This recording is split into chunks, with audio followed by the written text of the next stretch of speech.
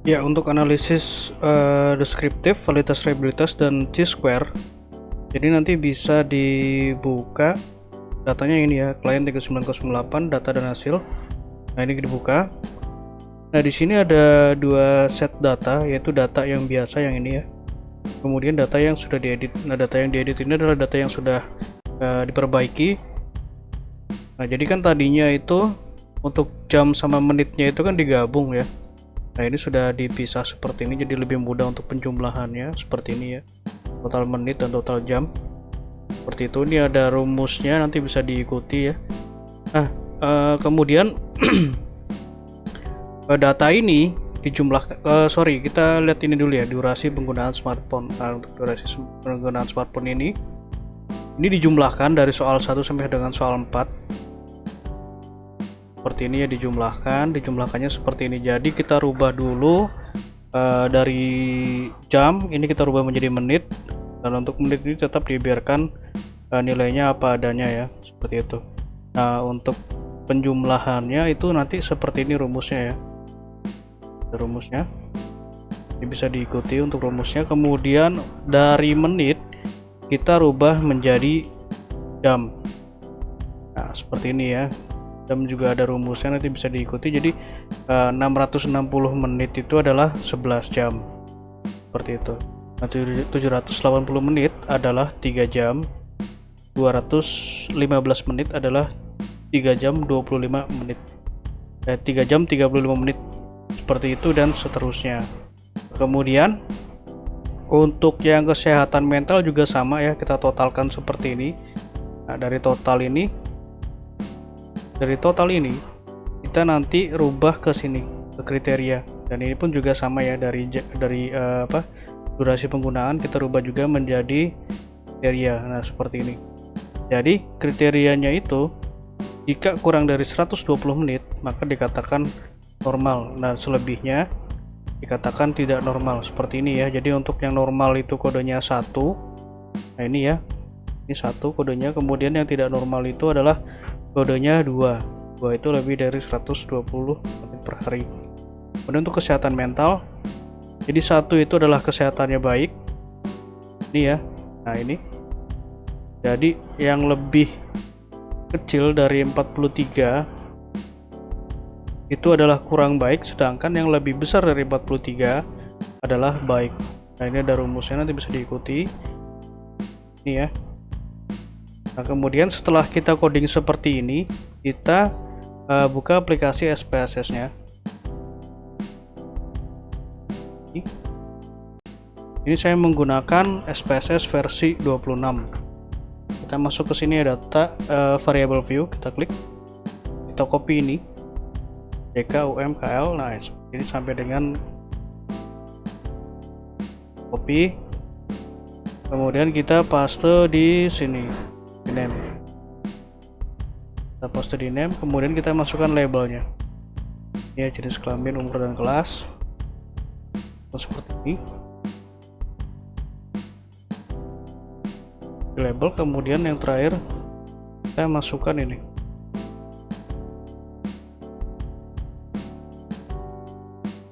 Ini adalah skor ya. Oke, kemudian kita masukkan datanya ini ya. Nah, sebelum kita masukkan datanya ini, jadi untuk jenis kelamin sampai dengan kelas itu kan dia bentuknya bukan angka ya, tapi seperti ini, tulisan seperti ini. Nah, kita rubah dulu di sini formatnya. Numeric ini kita klik, kita ganti ke string, kemudian karakternya kita ganti ke 128. Nah, ini bebas sebenarnya karakternya mau berapa. Kita copy stringnya, kita blok. Nah, ini kita copy, kita blok, kita paste bersama seperti ini ya.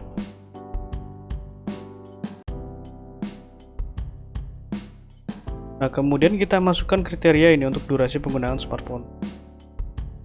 Untuk lebih mudahnya kita split screen.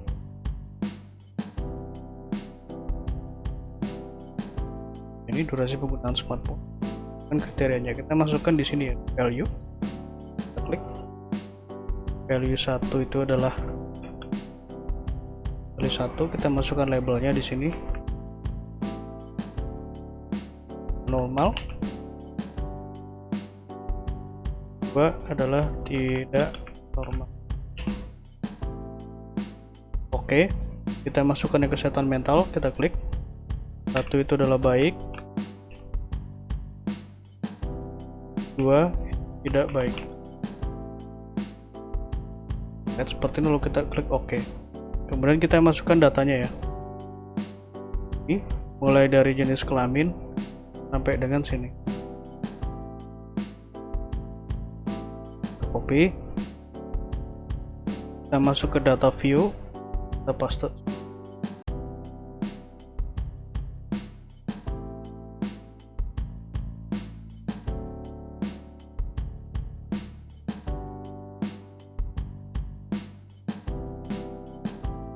Nah, sorry, kita ulang ya.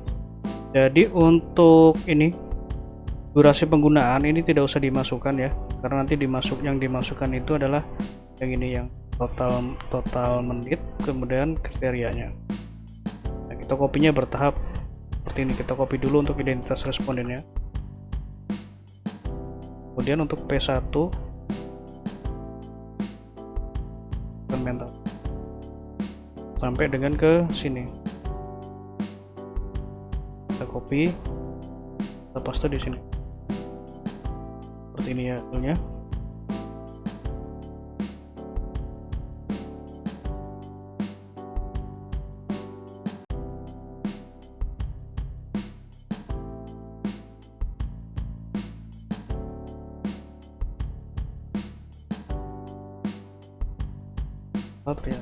Jadi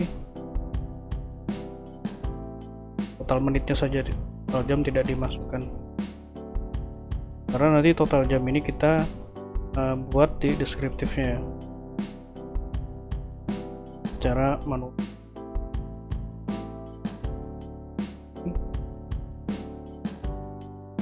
Kemudian kita masukkan ini ya, kriterianya,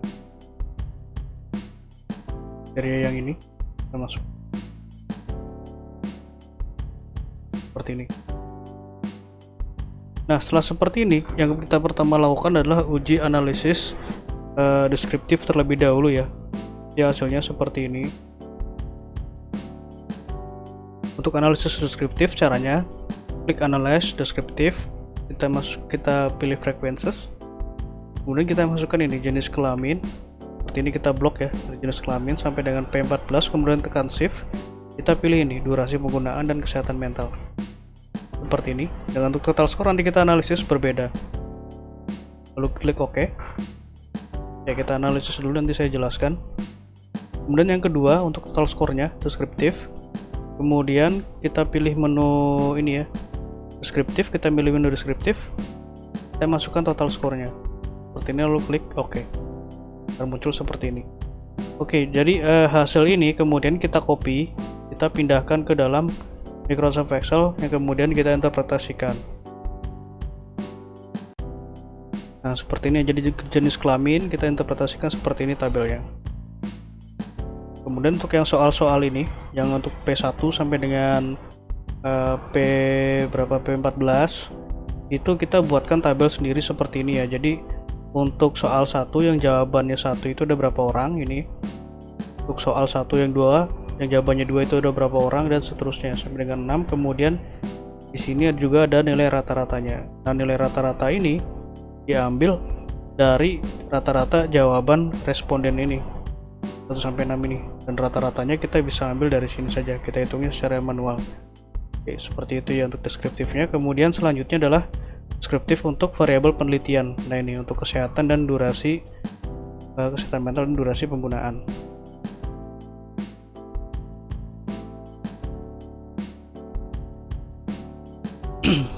Nah, tadinya kan seperti ini ya, tadinya seperti ini, kemudian diinterpretasikan menjadi seperti ini.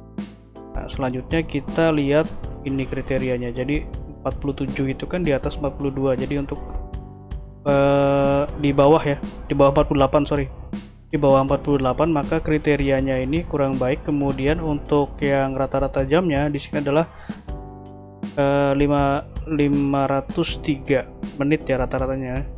Dia menggunakan jadi responden ini rata-rata menggunakan tiap harinya 503 menit. 503 menit itu dikategorikan sebagai 8 jam 23 menit. Jadi rata-rata responden menggunakan smartphone sebanyak 8 jam 23 menit sehari. Jadi hampir sepanjang hari ya, jadi menggunakan smartphone ini. Ya, seperti itu untuk deskriptifnya. Kemudian validitas, reliabilitas. Nah, yang diuji ini hanya pertanyaan yang ini ya, kesehatan mental. Oke, caranya seperti ini. Kita kembali ke datanya. Klik analyze, kemudian correlate, variate. Kita masukkan ini ya, P1 sampai dengan P14 kita blok seperti ini. Kemudian kita masukkan ke total skor kuesioner kesehatan mental. Kita blok seperti ini, pindahkan lalu klik OK. Ini adalah untuk uji validitasnya. Kemudian untuk reliabilitasnya seperti ini. Klik analyze, scale, reliability analysis. Kita masukkan dari P1 sampai dengan P14. Jadi untuk total skornya ini tidak dimasukkan. Seperti ini, lo klik OK. Nah, ini adalah nilai reliabilitasnya. Ini sudah di atas 0,6. Sudah dikatakan reliable. Kemudian untuk validitas, ini kalau misalkan ada tanda bintang 2 atau bintang 1, itu dikatakan valid ya. P1 ada bintangnya valid, P2 ada bintangnya valid, P3 ada bintangnya valid, seperti ini. Jadi valid itu dinyatakan ketika nilai sig-nya ini lebih kecil dari 0,05.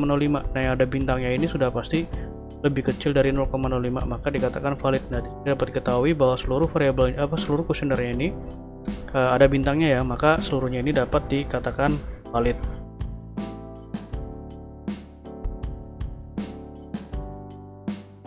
Nah, uji selanjutnya adalah chi-square. Nah, untuk chi-square di sini juga ada nilai ini ya, nilai OR. Risk estimate. Caranya seperti ini. Kita kembali ke datanya. Klik analyze, kemudian descriptive statistik. Kita pilih menu cross tab. Nah, kita masukkan ini durasi penggunaan ke dalam row, kemudian kesehatan mental ke kolom. Kita pilih statistik tentang chi-square, kemudian risk, continue, lalu klik OK.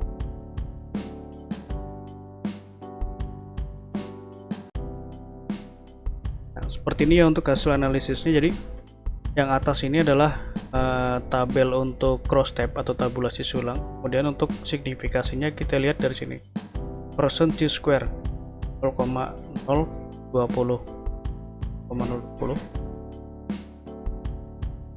Kita pindah ke interpretasinya supaya lebih mudah.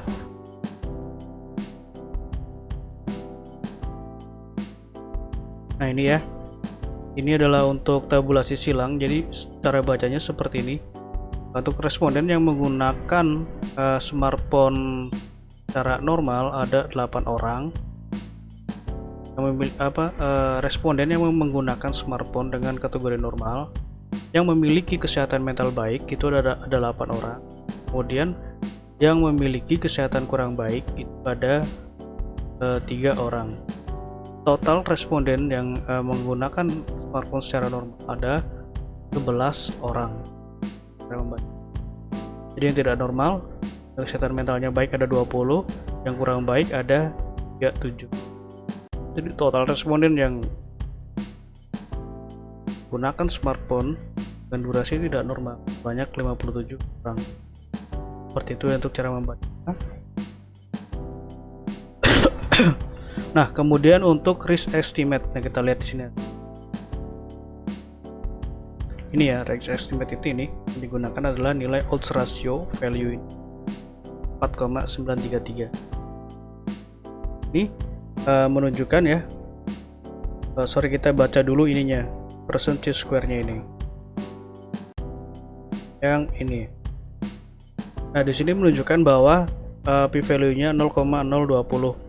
Lebih kecil dari 0,05, maka di sini terdapat pengaruh yang signifikan antara durasi penggunaan smartphone yang berbeda terhadap kesehatan mental. Iya. Nah, kemudian odds ratio ini untuk menjelaskan. Jadi Untuk responden yang menggunakan smartphone tidak normal cenderung memiliki kesehatan mental yang kurang baik 4,933 kali. Jadi ketika orang itu menggunakan smartphone secara tidak normal, seperti tadi ya, di atas 2 jam, itu memiliki kecenderungan 4,9 atau memiliki resiko 4,9 kali lebih besar memiliki kesehatan mental yang kurang baik dibandingkan dengan yang menggunakan smartphone secara normal. Itu ya untuk cara membacanya. Jadi, sekian untuk analisisnya. Jika nanti ada yang kurang jelas bisa ditanyakan. Terima kasih.